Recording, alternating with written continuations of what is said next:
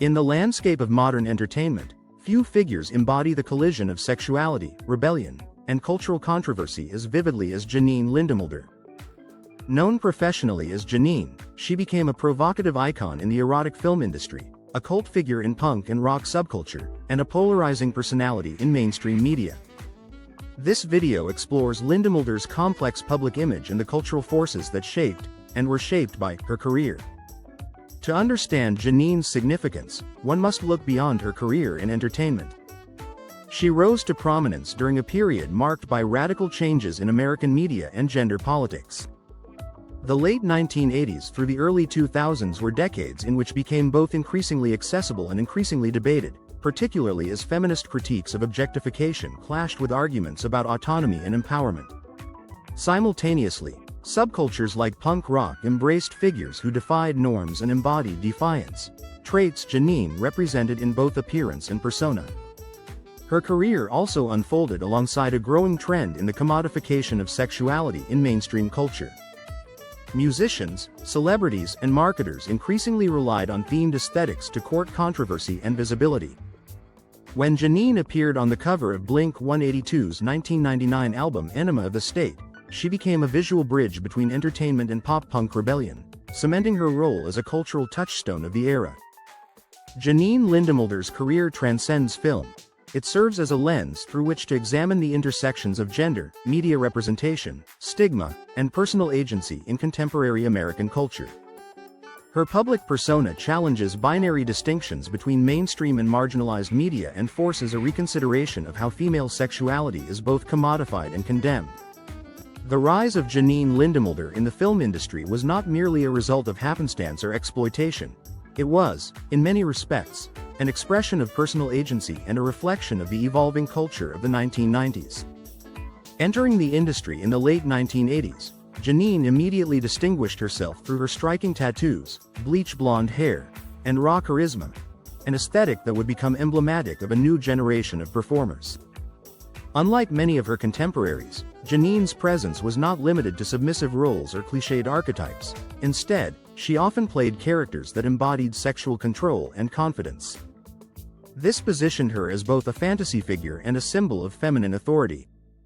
What makes Janine's career remarkable is how her trajectory mirrored the evolution of cinema itself. During the 1990s, it underwent a significant transformation, from the cinematic storytelling of the 1980s to the more stylized, vignette-driven films of the digital age. Janine became a central figure in this shift, working with major studios like Vivid Entertainment and becoming one of the few contract stars whose name alone could carry a release.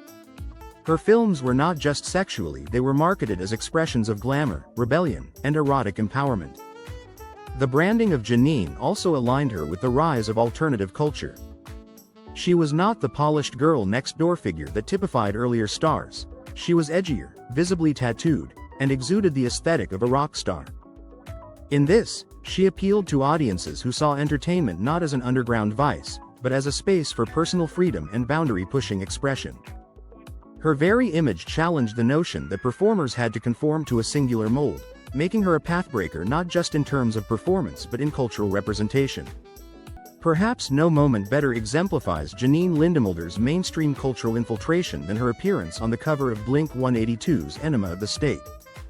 Released in 1999, the album was a defining work in the pop-punk genre, catapulting the band to international fame. But equally iconic was its artwork, a suggestive nurse character, latex-gloved and smirking, adorned with a red cross and blonde curls. Janine in a visual nutshell. This imagery wasn't incidental. It invoked the subversive sex appeal of punk culture while simultaneously satirizing the sanitized eroticism of mainstream America. This image played on both the fetishization of the nurse trope and Janine's reputation as a real-life performer, creating a collision of reality and fiction that made the cover instantly unforgettable. For many young fans, it was their first encounter with film aesthetics outside a soft introduction to a more raw, provocative visual language. This was no accident. Blink-182 was leaning into controversy, and Janine was both muse and provocateur. What is particularly telling about this moment is that Janine was not hidden or anonymous. She was not merely a model, she was a star, known by name and reputation. This kind of recognition, while seemingly subcultural, signals an important shift in how performers were being used in mainstream entertainment. No longer confined to parody or ridicule, figures like Janine were now part of a marketing strategy that understood the currency of provocation. Her image sold albums, posters, and t-shirts.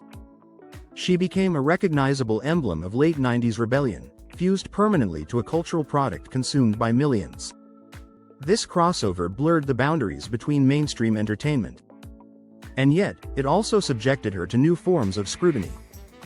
While her body and aesthetic were widely distributed, her story and humanity were often overlooked. This objectification, while profitable, contributed to the complex duality of her fame. Visible yet voiceless, celebrated but rarely heard. As Janine's cultural visibility increased, so too did public interest in her personal life.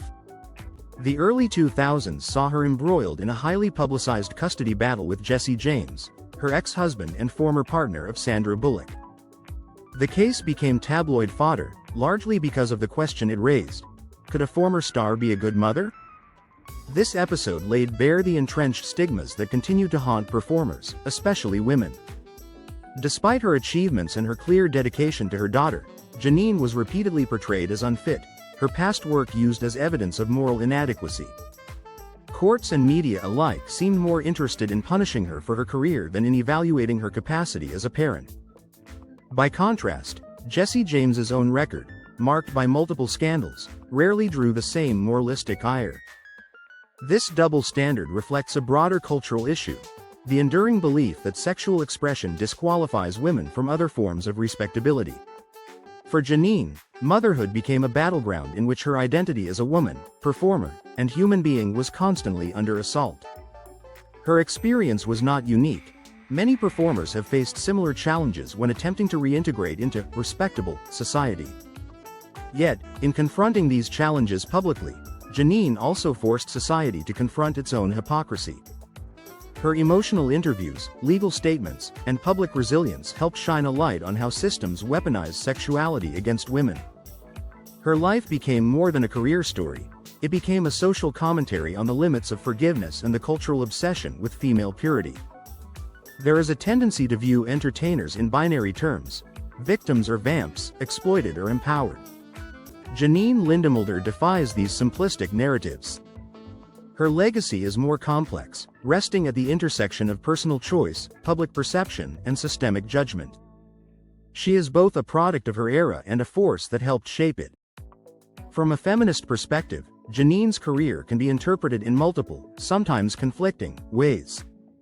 On one hand, she leveraged her sexuality on her own terms, choosing to work in entertainment, cultivating her brand, and influencing pop culture. On the other, she was objectified, commodified, and reduced to her image, used to sell albums, merchandise, and tabloid stories without always having control over her narrative. But it is precisely this complexity that makes her story important. Janine represents a generation of performers who did not see sexuality and professionalism as mutually exclusive, who refused to be silenced by stigma, and who, despite immense social pressure, continued to assert their place in public life. She is part of a broader feminist reckoning with respectability politics, body autonomy, and media representation. Her presence in museums, music culture, and feminist discussions today attests to her enduring relevance. For younger generations, she is no longer just a star or a scandal. She is an icon of defiance, a reminder that society's moral binaries often fail to capture the truth of lived experience. Janine Lindemulder's career is emblematic of the tensions and transformations at the heart of American culture over the past 3 decades. Her rise in film demonstrated a new model of female agency and erotic empowerment. Her crossover into mainstream culture through music and visual media challenged traditional notions of celebrity. Her personal life, especially the legal battles over motherhood, exposed the deep-seated prejudices that continue to penalize women for expressing sexuality. And her legacy offers a more nuanced vision of what empowerment, agency, and cultural impact can look like. More than just a figure in entertainment, Janine Lindemulder is a cultural icon whose life reveals the fault lines in American values around gender, sex, fame, and judgment. Her narrative pushes us to move beyond simplistic labels and to understand the lived realities of those who challenge societal norms. As debates about sexuality, censorship, and autonomy continue to dominate public discourse, figures like Janine Lindemulder remain essential to our understanding of cultural evolution. Her story is not just one of controversy, it is a story of survival, visibility, and the courage to be more than what the world expects. In telling her story, we are invited to reflect on our own assumptions and, perhaps, rewrite the way we understand fame, femininity, and freedom. If you enjoyed this video and would like to see more content like this, please consider subscribing to our channel. By subscribing, you'll be notified when we upload new videos. Thank you again for watching, and I look forward to seeing you in our next video.